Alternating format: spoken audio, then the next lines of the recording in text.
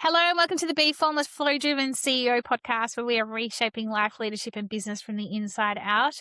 And I have another local connection here coming on the show, and that is welcoming to the show Josh Berg. Welcome, Josh. Thank you. Glad to be here.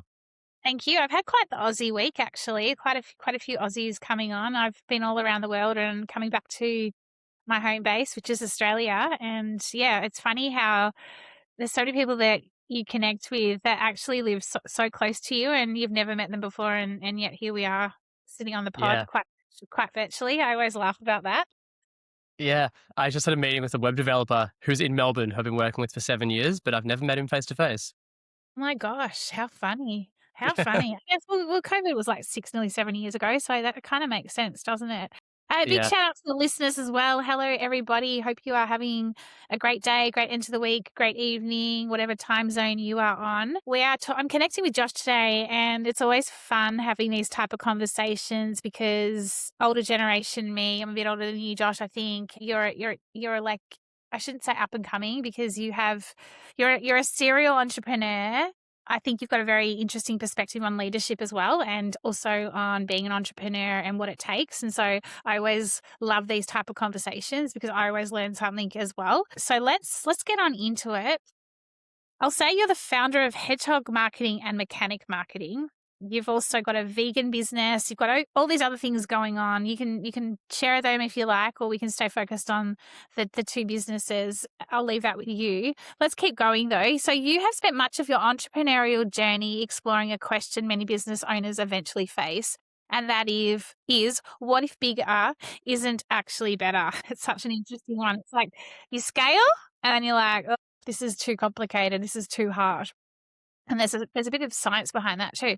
After building a high revenue marketing agency with a growing team, an important inflection point emerged, and that was revenue alone was no longer the measure of success. And I guess I'll come back to that point just quickly. Quite often when we scale, we don't necessarily increase our profit. We don't necessarily increase our revenue, but we increase our operating costs. And there's always that. It's an interesting conundrum, right? Because the minute you start scaling, you think you need more. So you made the difficult decision to redesign the business from the inside out, creating a smaller, highly profitable company built around simplicity, sustainability, and greater freedom. And today, through Hedgehog Marketing, and I'll let you talk about Mechanic Marketing, you help businesses take control of their own marketing by by building the capability and confidence within their teams, rather than creating this long-term dependence on the agencies. Your journey reflects a shift from chasing growth to designing a business that truly deserves the life that you wanted to create. And at the heart of your work sits a simple question: what becomes possible when success is measured by freedom rather than size?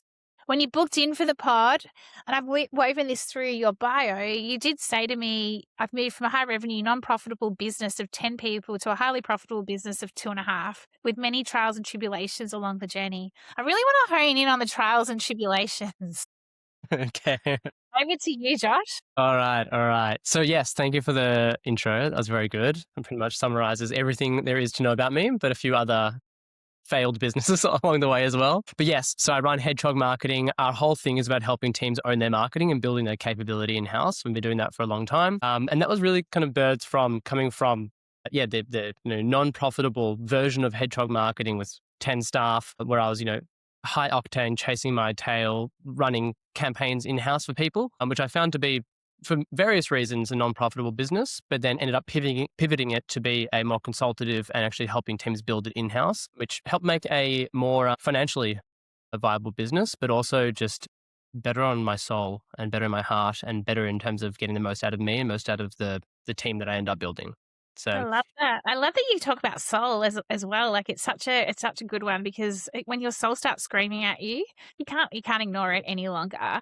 What was it? Like you had 10 staff. When did you realize we're not making profit here? Like 10 people, you go from 1 to 2 to 5. It always changes. Was there did someone give you advice or did you just make the decision yourself? Like, did something from the inside tell you something's got to change here? And was it quite almost like a moment that it happened, or was it a gradual thing that you just went, I can't keep going like this? Yeah, well, it was pretty interesting because it was a business co-founded by me and my sister, and we were kind of built it really quickly, grew extremely quickly. Everybody wanted to work with us from a client side. Everyone wanted to work with us in the company, and we were kind of just growing for the sake of it. We were kind of stuck in that, like, it's all about the head count. Oh, how many staff do you have? How many did you grow by this year? Versus talking about revenue and talking about profit. And look, the easiest answer is it did come down to a financial decision of, what's the point of doing what we're doing here? We're making a business to make money, essentially. And also, that's one part of it. One part of it is to make money. And are we making enough money for the stress and burden that we're putting ourselves through? I was start working from, 8 till 10 every day, something like that, and just completely burning myself out. Ended up not providing the best value to my clients, not being able to lead the team, not being financially rewarded. And then you just step back and you look at it and say, I'm going to keep going down this pathway. It seemed obvious not to. Yeah. To be Was that? honest, Well, sorry, you go. I was just going to say, to be honest, I probably spent too long, I waited too long to get to that realization. Although I'm pretty harsh on myself. So all of that was over a 1 year period. So it wasn't even that long. But yeah, that's all I was going to add. And so when you made the decision and it took like a 12-month transition, what was the hardest part of that transition for you personally? Definitely letting people go. It was horrible. Yeah. We were all friends. It was such a fun place to work. Part of what made it so hard, we made it such a fun environment to work in. Everybody's friends. A couple of people who worked with me were also friends of mine prior to the business. And then just having to let people go and trying to sustain the business while it pivots is really challenging. Bringing people along for a ride and a journey who can fit the new mold, and seeing what we can turn it into is just challenging, motivating yourself, motivating the team, and keeping the business afloat. That was probably the hardest thing for me. Did you take any time out in between, like as you were pivoting, like to get your fresh perspective? Because I know when I've burnt out in the past, it's pretty hard to think about what's next. It's pretty much impossible, to be honest. It was for me. Like I almost had to subtract so much from me in order to then be able to go, well, what does the next shape? What does it look like? How do I reimagine and create or reshape this in a way? And sometimes I've found, even in my previous world, that, when you're trying to pivot, if you're loaded up and you're exhausted, it doesn't necessarily get you to the answer. It's like when you're at your most quietest and most almost present, you can start to hear what is being asked of you and what the business model could look like. And that's Yeah. kind of back to the soul piece, right? I actually didn't take any time off, but I went very part-time for a while, and I really slowly built up my hours again.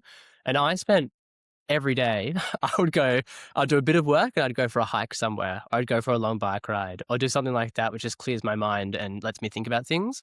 And I was probably thinking about work the whole time, and how to pivot, but I just really slowly regrew. I didn't take on new clients for a long time, would be very particular about who I took on, and was very much about who to say no to, who to say yes to, and keeping my time free. So I didn't actually take time off, although I was very part-time in a sense. Yeah, I like that. Was there any part of you that was like the ego or, the fear part going, Josh, you need to work this out immediately. How are you going to survive if, you're not profitable at the moment? How are you going to turn this around and make it more profitable? Because it's like this, I have, the monkey on your back, and at times, I've had a fair bit personally happening on the go this week. And I know even in those moments, as the old me or the ego me that's going, you're not working hard enough. How are you ever going? Do you know what I mean? Like Yeah. it's just this constant battle that we have with our mind versus what's being asked of us from a soul perspective, like from the inside. Did any of that happen for you? Definitely. So much guilt, so much Yeah. imposter syndrome, if I can throw that in there as well. Um, but I'm really harsh on myself. I don't know, maybe everyone who starts their own business is really harsh on themselves, but I'm always thinking I'm not doing enough. And even if I've had a really Yes. productive day or a week, I still haven't done enough and I could have done more. And if only I had not wasted those 4 minutes doing something stupid. What is that though, Josh? Like, what do you think that is? Do you think that it is like, I mean, imposter syndrome, absolutely. It's not competing with anyone else. It's competing with ourselves. Do you think that that's a part of the way we've been brought up and, going to school and you do uni or you go into straight into a job. Like, what do you think it is that has caused us to all, not all, a lot of people to have that not good enough mentality? You need to push harder because Mm, it's a broken system. It's a broken model. It does not allow freedom. And, it's only when you start to go, stop, I'm just going to ignore this BS happening in my brain right now, in my mind, that you're, I don't know, it becomes a lot more effortless do you know what I mean? mm. It's almost like a byproduct of the competitive nature that gets us here. How I put it down to, because I'm ultra competitive. I can't go for a swim without competing myself to the person in the lane next to me or something like that. Same here as if I'm working on something, I compare myself to myself, compare myself to what someone else could do. But I view it as like as a byproduct of that I'm always in comparison mode, which is probably not healthy. But No. then try and build the tools around myself to reframe that comparison in my mind to not be so damaging to my psyche. Yeah. Because with those tools and just reminding myself, Josh, you're always going to overestimate what you can do in a day and underestimate what you can do in a month. Mm. And then I just go and I try and reflect each day on what I've done that day and what I've achieved over the last month. And that keeps me in good stead. Yeah, I agree. And especially as you're evolving, right? Like when you're evolving, like it's a lot of deep work that you're doing on yourself. And also as you're shifting a business. Tell us a little bit about that. So you've taken the business, you've basically descaled it. So you've scaled it and then you've descaled it. And I've done both. I've scaled and I've descaled and it wasn't by choice. It was the joyful COVID that kicked on in.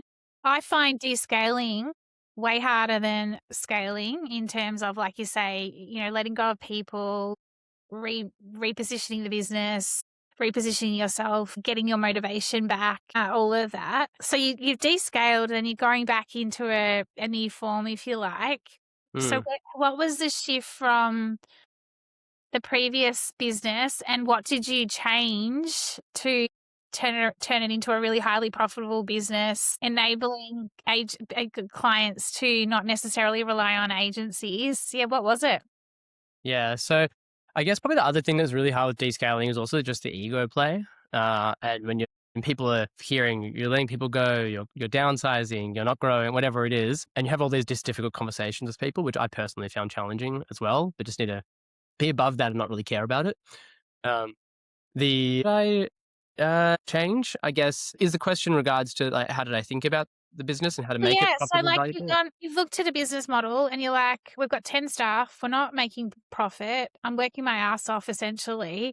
I'm not necessarily loving all the clients I'm working with," because let's face it, there's a lot of relationships out there that are very transactional. You're talking Mm, about this soul piece, you want a relational relationship with your clients, you want more freedom. You mm, don't want I guess, as much responsibility of all the overheads, and I actually think the model is, especially with AI in I won't even say coming into play now, with AI right in the mix, you don't need as many staff and resourcing, so you're almost a little yeah. bit ahead of your time in a way in regards to descaling and then looking at everything. What was the hardest I guess my question is, what was the hardest part of descaling and then and almost like pivoting Yeah. and scaling again. And what I mean by scaling again is scaling to a highly profitable business, not with all the, overheads you had previously. Yeah. So yeah, there's a lot in that. The hard part was finding out what to actually pivot the business to. Yeah. So I guess I went through a long period of just, I guess, being humble and relearning what the business should be and how I should be profitable and how I should make money and how I should be true to the things that I wanted when starting the business originally, which is working with the brands that I want to be working with and not being in situations that I don't want to be in. Mm. And so that can be with particular companies that I work with, but also having to sell things, feeling held hostage to your clients. And so I kind of rebuilt it from the ground up with a whole bunch of principles in place. Things like never having one client who basically gets to take me for a ride, doing other things like just rethinking what is a valuable, being value led first of what is a valuable service to offer clients rather than how can I sell something. I Yeah. was operating in a commoditized market essentially as essentially a performance marketing agency that was also a creative advertising agency and did a whole bunch of things in that area. We were kind of in this commoditized space where it was, selling, running your ads, making social media graphics, doing branding, which is pretty skilled, but just it was very easy for clients to kind of shift and change and chop and move between different agencies. And it was pretty much everything we did it the wrong way. And we grew very quickly as young founders who didn't know what we were doing and hired a whole team so we could get people in there to try and fix our issues for us. And then I learned that actually all the issues needed to be fixed by me before I brought people into the team. Yeah, it's setting those foundations, isn't it? Because what I'm hearing from you is it's like, what does success look like in terms of are our values aligned? Like your value, and how are we ensuring that those values that we have and our client has, how are we collectively putting them into action as a partnership?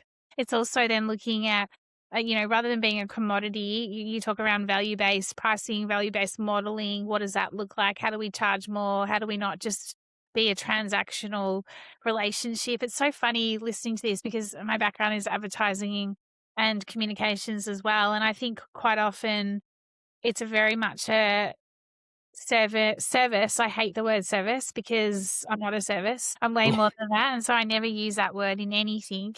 And I think for me, all comes back to worth, right? And self-worth of who you are, self-worth, what's your business self-worth? And I'm just thinking about that myself quite literally in terms of, well, is my business worth more than that? It is. And so that's having that ability to be able to say no or walk away from situations that are just not conducive to the sort of freedom that you're looking for. Yeah. And the business self worth one's interesting and actually feeling reasonable charging for that worth and being quite strict to that as well. Because when I downscaled the business and I was really slowly building up again, I was just playing with a bunch of different areas, just seeing what sticks. And, I would just charge a certain amount for a certain service, see how it operates while I think it's providing value to people. And now for the same thing that I did in the initial days of rebalancing the business, I charge 6 times as much for the exact same service, but that's the value that's provided. And I've built up my skill set over time to provide more value to clients. It's not just about me making money, but me making money and me being personally financially stable as the founder means that the business can be thriving as well. Yeah, And so true. the and that was a big part of it for me. And then it's we're in a world now where the business when I had 11 staff versus the business now when I've got 2.5 staff, we make less revenue, about 80% of the revenue that we were making, but with 5 times less staff. So about 20% of the staff, 80% of the revenue. Yeah, It's a very different world to live in, which is, yeah, uh, which just, kind of when you're talking about like the self-worth of what you actually deliver, it was actually a hard learning to realize what you're worth and what you can provide as a value to the audience. yeah, I agree. I And agree. Yeah. I was just going to start spruiking some people. Yeah, go for I it. I haven't listened to them for a long time, but I read and listened to there's these two men, two advertising people, David C. Baker and Blair Enns. And David C. Baker had a book called The Business of Expertise, and Blair Enns had a book called The Win Without Pitching Manifesto. Yeah, And then they had a podcast together called Two Bobs. I have no idea if they still do it, but I religiously listened to that every day during my rebuild phase. And it was pivotal to kind of thinking about and realizing how to actually restructure the business in a profitable framework and just like letting other people in and other ideas, other frameworks, other thoughts, rather than thinking during that initial build phase of like, I know what I'm doing. I'm just hiring people. I'll figure it out. The problems will fix themselves. But then, yeah, like bringing other people in, whether it's like educational for yourself, like reading books and reading podcasts, but then also just like working with coaches, people can actually help guide you. having advisors, having mentors, people with a fresh perspective, because when you've been so in it, even when you're repositioning or reshaping, having just that objective perspective, I think there's so much also that goes unsaid when it comes to when you are reshaping a business. It's also because you are so ingrained in the business as the founder. Mm. You're also evolving. So the business is only going to evolve as much as you're evolving at that time. And I've had to learn that myself in terms of as you're evolving, it's evolving with you. So the more you try and force a business to be something when you're not as evolved as it should be, it's not gonna work. So it's also that ability for me to be patient and be present and let things unfold the way they're meant to unfold. And I think that takes a lot of courage and a lot of the ability to step into the unknown. You talked about, increasing your pricing, and I think sometimes, especially in the economic environment we're in right now, like in terms of charging for your worth or pricing your worth, that's very easy to drop your pricing because you're like, oh, like if I don't, they're not going to buy this. So, well, at the end of the day, you're offering a value. So I think that for me is always an interesting one as well. Do you see that also? Yeah, and I just keep reminding myself that let's just use these figures, but one client at 3 grand who's paying you what you're worth is better than 3 clients at 1 grand each that aren't paying you what you're worth. I You agree. end up resenting all of them, not doing a good enough job, being stressed and being busy. Yeah. And the Being power of busy saying for the no. sake of being busy. I call them rats and mices. The rats and mices always take up way too much of your time. Yeah, And you have to be careful because you can end up with an uneven tent, if you like. You've got a one-tented pole where it's like all these rats and yeah, mices, and then which leads into the conversation around freedom, because I really want to understand from you, what does freedom look like for you now in terms of the way your business is structured, and what does a day look like for you? Because you said when you were in transition that you were working a little bit, but you were going on hikes, you were doing various things. You were obviously still somewhat working, because I think that's when your best ideas come to you. Freedom is obviously a big part of your business model. What does that yeah, mean or look like for you? yeah. So yeah, I went from working like 8 a.m. to 10 p.m. every day, and whew, it was so tiring. Working, yeah, like part time. I don't know what it was. Let's just say 10 hours a week or something, whatever I was working. But then, yeah, like having flexibility and freedom. I love doing stuff during the day, getting out there, getting stuff done. But I ebb and flow and change. Sometimes if I'm in a highly motivated era, I'll work hard and I'll work from 8 till 6 because I feel like it. Or other days I'll just say, you know what, I'm not feeling the vibe, and I'll go out and I'll go for a swim at 3 o'clock and then walk my dog for 2 hours. So freedom for me is being able to choose what each of those days looks like. It's not necessarily saying, oh, I work these hours and this is how hard I work, but I just listen to my kind of body and mindset of where I am at that particular time. And it's actually been a challenge allowing myself to work hard again, because at the moment I work, around 9 to 5, maybe sometimes a little bit longer, but this is the hardest I've worked in like 6 years, or the longest hours I've worked in 6 years. But I'm working real hard during those hours. Do you feel bad about that, or do you feel like that's a good thing, or like what do you think? Like when you like if you're like, is that something that you're battling with yourself at the moment in terms of that whole competitiveness, and like, is it that you should be doing more, or is it that that you're like, why am I working so hard? Like, what's going on for you? What do you, yeah. I've just found stuff that I'm excited about, and I find an opportunity for the next stage, the next lever, the next growth, and working on some things that are just fun. And you talked about AI before. I'm totally AI pilled and just playing around with all of it. More than playing around with it, it's got a lot going on. But there's a lot for me to learn, which I love doing. It's just really exciting and interesting. And I'm a self-learning person. Everything I know how to do, I just self-taught, and so I'll spend all the time doing it. I'm fortunate that I have that time to do so, and for me, it's all about building what I can see as the next step 6 months away. Yeah, so it sounds like to me what you're saying is, I'm surprised I'm working so hard, or I'm working. Well, it's not even hard. You're just working in flow. You're in flow in terms of like, you're like, oh, I haven't worked like this for 6 years. It's because Yeah. you're loving what you're doing. You're intrinsically motivated. It feels effortless. Not all the time. Like, don't get me wrong. There's days where I'm like, oh, this feels like such a drag, and then other days I'm like, yeah, I'm on, right? Because you're living what you're living in your purpose. You're doing what you're meant to be doing versus doing something that's just like waking up every day and just going, oh, here we go again, sort of thing. And I think that says a lot about businesses as well, because in the minute, it's like where energy goes, right? Like if your energy is feeling depleted, someone said this to me a while ago, and I truly believe it, that quite often we are the biggest depleters of our own energy because we stay doing something for longer than we should. And then we wonder why we're so energy zapped.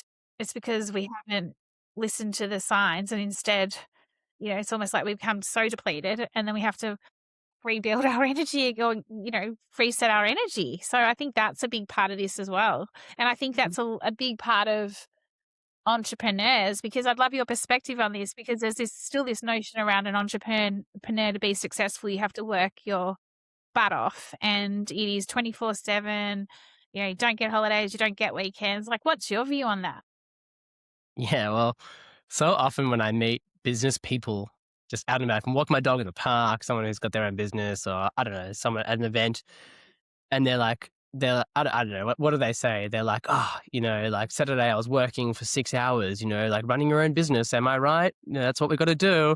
And I'm just sitting there like, no, you don't need to do that. If, maybe, and I don't want to speak poorly on people. Sometimes you have to, if you get stuck in those situations, but it's not a given with running a business. And I definitely was stuck in that hole and not working things out the right way. And I was in the hamster wheel, just running and running and running. But it was just not at all the life I wanted to live. For me, running the business is not about working hard. It's not about hustle culture and making people feel bad for not working hard enough. It's about whatever the objective is that you're trying to achieve. And also it's just having fun because Yeah. I just love it. Gosh, that's Friday vibes, having fun, right? Couple of final questions for you, and I actually just completely lost my train of thought. No, it's come back to me. Sorry, I had it in my head, and it's just come back. What are you seeing in businesses at the moment? Like, you're obviously working with companies, through Hedgehog and the way you've pivoted. What are you seeing as the biggest challenges that businesses are facing at the moment, in terms of talking about everything we've spoken about, and almost from a growth perspective? Like, what do you see as the biggest blockers for them, blockers for the founders, if you work with founders as well? What do you see? I mean, day in, day out, I work with marketing departments. So that's who I work with. Marketing departments who have teams of 0 to 5. It could be a founder, it could be a small marketing department. So that's all I can really comment on. Sometimes I, insight and other stuff. Um, our, but not to like self plug, but our space is to help them bring their capabilities in house. So we're taking a lot of people, not taking them away from agencies, but being able to deliver on their marketing campaigns and activities in house with in house skills and capabilities. Which I guess, like, that's a lot of what we see and what we observe is that people are looking to move away and be looking to move away from external resources in managing all their campaigns and bring that in house so they have an understanding of it. But kind of like, I guess, the last 3 months is everyone's just talking about AI all the time. So that's one of the key things that everybody wants to learn and wants to be trained up on and wants to be upskilled in. And that's probably a key thing. I guess, jumping around a little bit when you're talking about that kind of not necessarily even moving away from agency, but also just upskilling in-house teams to be able to even work with their agencies and know what the hell's going on. Because a lot Uh, of the time you just get a report with like a lot of rows and columns and data and numbers, and it's overwhelming and you don't really know what's actually happening with your marketing.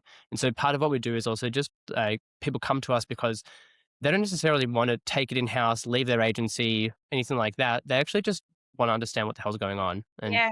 I hope hell is a word I can use. I don't know, but Anything goes on the Be Formless Flow Driven CEO podcast. It's raw, it's unfiltered. It's like, yeah, that's why we're having these conversations. yeah. So, I mean, a lot of it is just, yeah, wanting to know what's going on, because when everything's outsourced, which it has been traditionally in marketing, and it's somewhat challenging to utilize the platforms and know how to build campaigns, and everybody makes it sound really challenging. And I guess the industry's kind of made it seem as though it's a really difficult thing to do. And then the marketers, every marketer, if there's one thing they're good at, it's telling a story. So whenever there's a question from in-house to the marketer, or even from the in-house team to the agency marketer, or from the in-house team to the in-house marketer, there's a great story to answer any question. But what a lot of people want to know is to basically read between the lines of that story and understand the data themselves so they can have a more fruitful and valuable conversation. That. Do you see any exhaustion out with the teams as well? Like, do you go in and see what you were like? I mean, I guess your business wasn't exhausted; it wasn't profitable. Do you see that also? Like, is that a common thing you see? I know you work specifically with marketing. Do you think, like, is there more inefficiency than ever? Is there more disconnection from teams than ever, relationship wise? Like, is there anything that you notice that you're like, that needs changing, addressing? Hmm. I'm just trying to think. To be honest, from what we're exposed to, I wouldn't say so. Yeah, that's good. Yeah, I don't think we're exposed to any more difficulties between teams or conversations or anything like that. No, no. Yeah, cool. And then my last question would be, what would be one piece of advice for you, for not for my list, for the listeners, I should say, in terms of as a founder? I mean, it's a really tough market out there at the moment. Let's be honest. Like, there's a lot of no, there's a lot more no's than there is yeses. And in terms of knowing your self-worth and the ability to stay the course versus succumbing to being treated like shit, or like having a really bad transactional relationship, working like a dog, like a maniac sort of thing, and not having any freedom. If you're heading down that path, what would be one piece of advice you would provide to any founder? Because you talked about, if you know, it took you like a good 12 months to, it took you longer than you probably it should have, and I get why that happens. What would be one piece of advice you'd give to the listeners to I guess nip it in the bud if you can, sooner rather than later?